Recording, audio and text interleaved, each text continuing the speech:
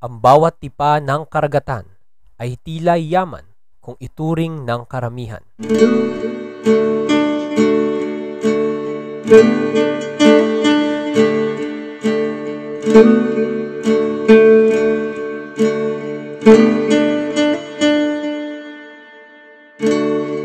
Sa bibahin ng karagatan,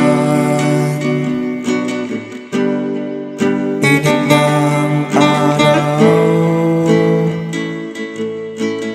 Yung katulad na pagkakaroon nga ng dadraga nila, nahirapan din kasi kami dyan. Kasi abala sa aming hanap buhay. Nalayo rin kami, minsan na kumakalat kami dyan, wala naman kami mahuli, madidisgrasya pa yung aming lambat. Kaya nawawalan din kami ng kita. Kung pabalik-balik dyan, nakahakot ng buhangin.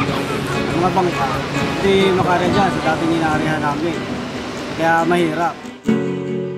Bilog na buwan, ang tanging gabay.